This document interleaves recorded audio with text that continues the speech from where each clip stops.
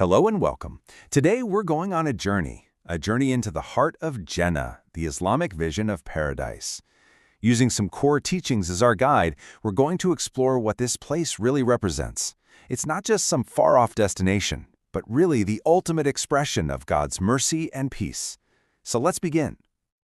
Right off the bat, we hit on a concept that's absolutely fundamental. This saying from the Prophet Muhammad makes something crystal clear. Paradise isn't something you can earn, like a paycheck for a job well done. It's a gift. It's a profound act of God's grace. Now, don't get me wrong, our deeds are incredibly important, but they don't buy our way in. At the end of the day, it's mercy that unlocks that very first door. Okay, so if entry is by mercy, you might be asking, well, where do all my good deeds fit into the picture? And that brings us to this beautiful balance between God's mercy and His perfect justice. Think of them as two sides of the same divine coin. And here's how that distinction plays out. Getting into paradise in the first place, that is 100% an act of pure mercy. But once you're inside, the different levels, the beautiful homes, the unique stations you might have, that's where justice comes in. This is where all your deeds from this life matter. All that striving, that patience, the prayers, they literally determine your rank, your place in the next life. So let's move on to the next part of this journey, arriving at the gates of paradise. And these aren't just any old gates or entrances, they're like these grand monuments, each one celebrating a life of devotion. There are 8 of them in total, and each one has this special honor. They actually call out by name to the people who really excelled in a certain kind of good deed. Can you just imagine that for a second? Hearing your own name being called, not just to come in, but to enter through a gate that was literally made to celebrate your life's greatest efforts. And these honors are so specific and so beautiful. For example, the gate of Bab Ar-Rayyan, that's exclusively for those who used to fast. What a reward for all that patience. Then you have Bab As-Salah for the people who were devoted in their prayer, and Bab Al-Jihad for those who strove for God's cause. And get this, even the simple yet profound act of honoring your parents has its very own gate. It just shows you how huge that is in the eyes of God. But then there's the greatest gate of them all, Bab Al-Riyyah, the gate of righteousness. This gate is for the all-stars, the ones who didn't just excel in one thing, but managed to weave all kinds of good deeds into the fabric of their lives. They had faith, charity, patience, integrity, the whole package. And they get called from this incredible, all-encompassing gate.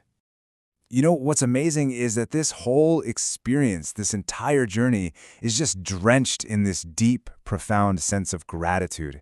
The moments of arriving and entering paradise are marked by these outpourings of pure, heartfelt praise to God.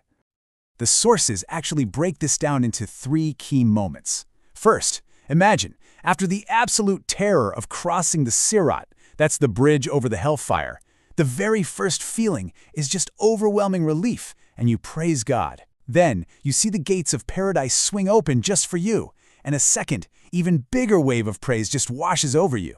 And finally, once you're settled in your eternal home, your entire existence becomes this constant, beautiful state of gratitude. So, what's it actually like once you're inside? Well, the whole essence of it is captured in one of its most beautiful names. Dar as-Salam, the abode of peace. And this isn't just, peace is in the absence of war or conflict. No, this is a positive, all-encompassing state of complete tranquility and well-being that just flows through every single thing there. In this place, you will never hear a negative word. No gossip, no useless chatter. Everything, from the angels to the walls and even the trees, greets you with peace. The comforts we know, like food and shade, aren't temporary. They're eternal. It's a reality that's literally beyond what our minds can even cook up, a place where nothing is off limits, and every single righteous desire you have is fulfilled instantly. And where does all this peace come from? Well, the ultimate source is God Himself. This verse from the Quran just says it all. The final greeting, the ultimate state of being, is a direct word of peace from the Lord of mercy. But listen to this.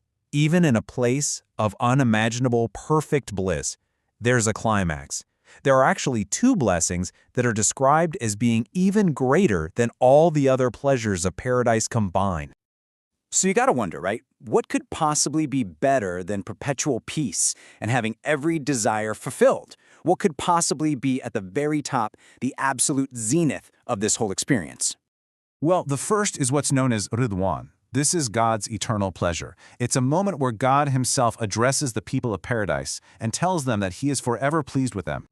And the second, the absolute peak of existence, the ultimate reward that makes every other blessing seem small in comparison, is the gift of seeing God's noble face. Let's just pause on Ridwan for a second. This isn't just a warm, fuzzy feeling. It is a divine declaration. God says, I have bestowed upon you my pleasure, and I will never be angry with you again. Just try to imagine the absolute security, the pure, unshakable joy of hearing those words. That is described as the greatest triumph, the ultimate success. And then, the culmination of everything. God lifts the veil, a veil that's described as being made of pure light, and the people of paradise are able to look upon their Creator. This moment is described as being so overwhelmingly beautiful, so profoundly joyous, that every single other gift they've ever received just fades into the background. In that moment, nothing is more beloved to them than that sight. And that brings our journey to a close for today. This entire vision of paradise, from the mercy that gets you in the door to the ultimate reward of seeing God, is tied directly to our lives, our choices, right here and now. So it kind of leaves us with a really powerful question to think about. How can the small, consistent things we do today, our striving and our good deeds, be the very keys that unlock that unimaginable bliss of tomorrow?